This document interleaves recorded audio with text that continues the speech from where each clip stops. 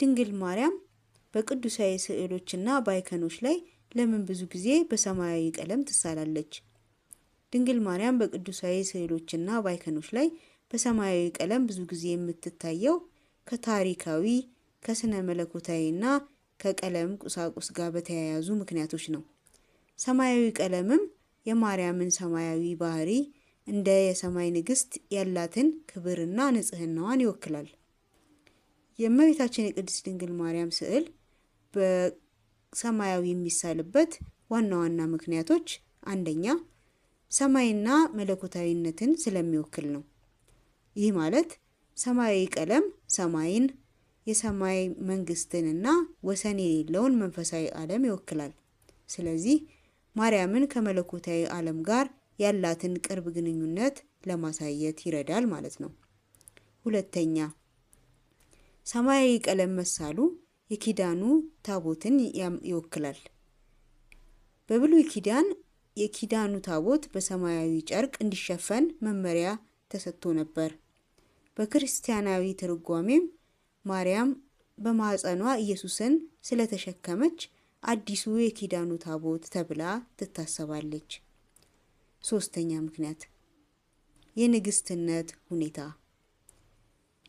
በባዛንታይን ግዛት ከ500 ዓመተ ምህረት አካባቢ ጀምሮ ሰማያዊ ቀለም ከንጉሳዊ ክብር ጋር ይያያዝ ነበር። ንግስቶችም እንደነዚህ ያሉ ቀለሞችን ይለብሱ ነበር። ስለዚህ ማርያምን በሰማያዊ ልብስ ማሳየት የሰማይ ንግስት መሆኗን ለመግለጽ ይረዳል። አራተኛ ንጽህናና ታዛዥነቷን ለማሳየት ሰማያዊው ቀለም የማርያምን ንጽህና፣ ጸጋና ለእግዚአብሔር ሙሉ ታዛዥነት ይወክላል። አምስተኛ የሰማያዊ ቀለም ውድነት። በታሪክ ዘመናት የበለጸገ ሰማያዊ ቀለም የሚዘጋጀው ከላፒስ ላዙሊ ከሚባል ድንጋይ ነበር። ይህ ድንጋይ በተለይ ከአፍጋኒስታን ይመጣ ነበር። ከሱ የሚሰራው አልትራማሪን የተባለ ቀለም እጅግ ውድ ነበር። አንዳንድ ጊዜም ከወርቅ የበለጠ ውድ ነበረ።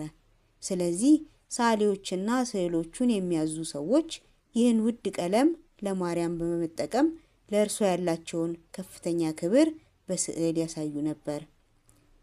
ይህ በተለይ በምዕራባዊና በኋለኛው የመካከለኛው ዘመን ስዕል ላይ የተለመደ ቢሆንም በባህላዊ የምስራቅ ኦርቶዶክስ አይከኖች ላይ ማርያም ብዙ ጊዜ ጥቁር፣ ቀይ ወይም ሐምራዊ ልብስ ለብሳ ትታያለች።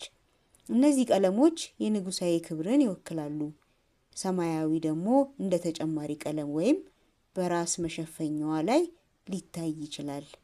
በአጠቃላይ ማርያምን በሰማያዊ ማሳየት የመንፈሳዊ ምሳሌያዊነትን ከሰማያዊ ቀለም ታሪካዊ ውህደት ጋር ያጣመረ ባህል ነው።